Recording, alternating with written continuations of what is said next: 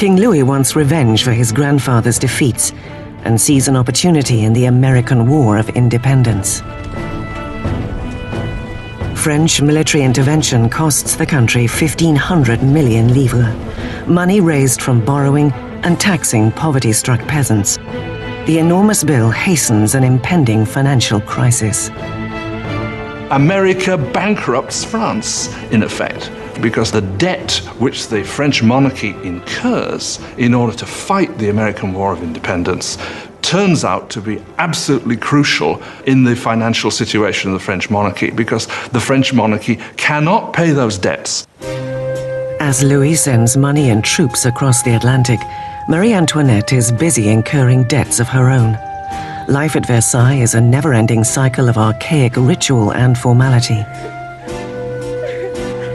There are ceremonies for the waking of the king and queen, for dressing, for dining, for retiring to bed. To keep herself amused amidst the drudgery of ritual, Marie presides over a parade of increasingly outrageous fashion. Marie was obsessed with fashion, especially these towering hairdos that were several feet high, that took hours and hours in the construction and fit all sorts of ornaments and fruits, and to many people they seemed like an obscenity. They came to represent what was all that was wrong with her and with Versailles and that culture. Marie occupies herself with court gossip, gambling, and the staging of plays. As her expenses accumulate, Marie earns herself a nickname. Marie is given the name Madame Deficit as the country is in economic chaos, and she continues to spend as if nothing's happened on dresses and jewels and shoes, and she was the Imelda Marcos of her day. Versailles, in the late 1700s, is an oasis of extravagance, surrounded by a land in despair. And with an uncertain king at the helm, France is charting a course for disaster. After 19 years of marriage, Louis has sired 4 children. Yet as a king, he remains impotent. As the financial crisis escalates, all the king can do is hire and fire a succession of ministers, none of whom have the answers. By ancient privilege, the nobility and clergy are exempt from taxation. And so as taxes rise to cover the government's mounting debt repayments, the burden falls heavily upon the poorest. To add to their misery, freakish weather arrives to decimate the harvest. If ever God intervened to make a situation worse, the summer of 1788 and the spring of 1789 is a moment when that happens. By the summer of 1788, you already have a burgeoning political crisis, and it's developing against a background of very serious food shortage.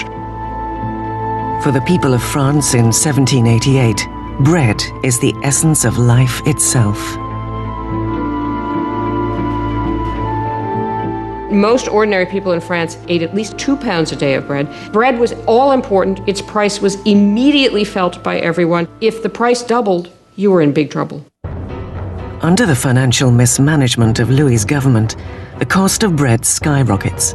Food supplies are hoarded by profiteers, and the cost of a loaf of bread can soon equal a month's wages.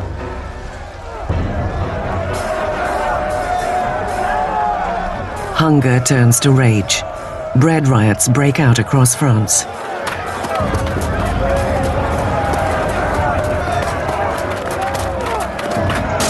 Bakeries are raided, and shopkeepers suspected of hoarding bread are lynched on the spot.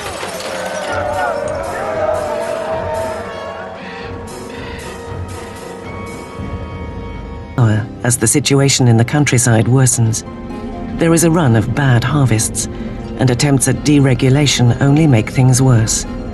As the cost of flour rises, there is a shortage of the very heart of the French diet, bread. But the hardships naturally stop at the gates of Versailles. As the court continue to live in extravagance, grievances are committed to paper. One charge is leveled directly at the royal court. Do you know why there are so many needy people? It cried. It is because your luxurious existence devours in one day the substance of 1,000 men. The man behind this charge is the same young man who, only a few years earlier, had eulogized the royal couple after their coronation, Maximilien Robespierre. His voice is just one amongst a growing clamor for change, for equality, and for revolution.